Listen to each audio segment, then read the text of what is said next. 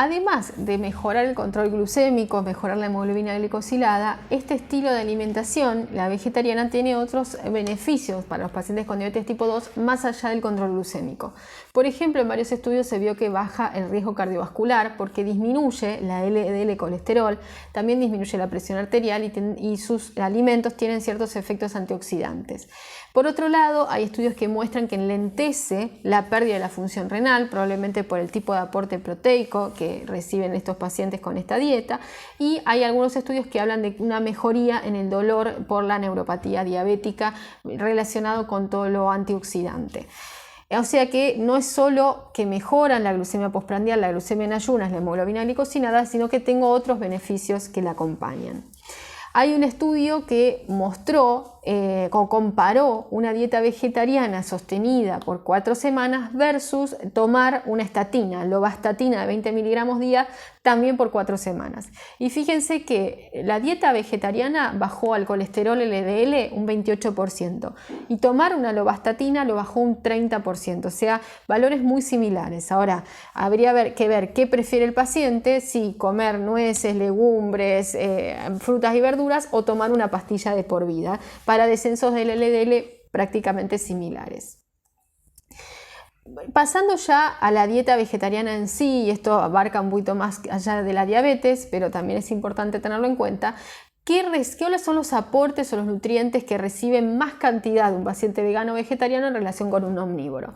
Recibe más fibra, porque recuerden que tiende a comer granos enteros, menos procesados, etc. Carotenoides, vitamina K, vitamina C, todo esto por las frutas y verduras que consume, folato, magnesio, potasio. Todo eso lo va a tener más que cubierto en una dieta bien planificada y variada. Ahora, tienen menor aporte, principalmente, por eso está subrayado, de vitamina B12, que no es que tienen menor, sino que en los veganos es nulo el aporte. También pueden tener menor aporte de vitamina D y algunos estudios refieren menor aporte del calcio, pero la verdad que eso es bastante contradictorio porque hay alimentos vegetales con bastante cantidad de calcio y con mucha biodisponibilidad, incluso más que un vaso típico de leche, entonces esto lo puse en signo de pregunta.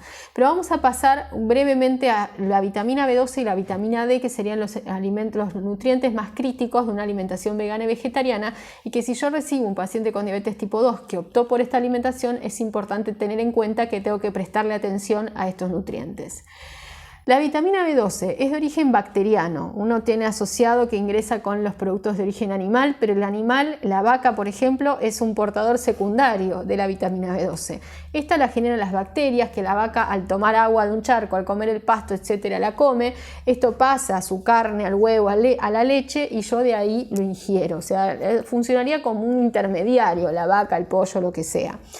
En el humano hay síntesis de B12 porque nuestro tubo digestivo tiene bacterias habitualmente, pero esta síntesis se produce en el colon, que es donde están estas bacterias productoras, y la absorción de B12 es más arriba en el tubo digestivo, es en el ilion. Entonces esta B12 que yo puedo producir en el colon se elimina por materia fecal.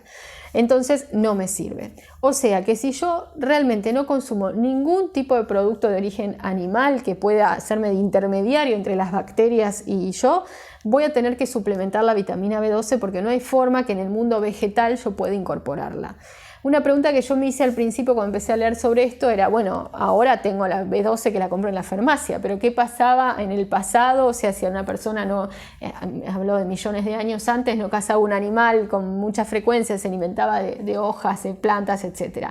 En ese momento las condiciones de higiene claramente no eran las mismas y las personas en el Paleolítico o por ahí atrás comían también cosas sin lavar, con agua de charco, etcétera, etcétera. Entonces incorporaban esa vitamina B12, pero a medida que la civilización fue avanzando y las medidas higiénicas también, este aporte de B12 claramente ya no existe.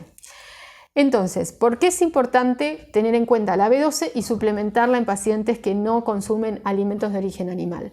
Trae varias consecuencias. Acá yo resumí las principales y podemos dividirlas en dos grandes grupos, hematológicas y neurológicas.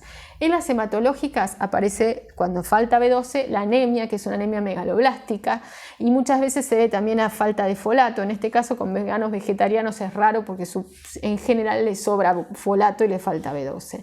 Puede aparecer no solo anemia, sino también leucopenia, pancitopenia, trombocitopenia, porque la B12 es fundamental para la replicación del ADN y la síntesis de células, principalmente hematopoyéticas.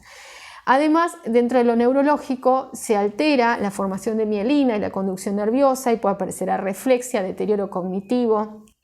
Puede aparecer psicosis aguda, deterioros tipos demencia, sobre todo en pacientes mayores, alteraciones en la marcha, irritabilidad, pérdida de la propiocepción, afección del olfato, neuropatía periférica, que este es un tema importante porque los pacientes con diabetes tipo 2 pueden tener neuropatía periférica por su propia enfermedad y puede confundirse una neuropatía periférica, asumirse como que es por la diabetes y en realidad es por falta de B12.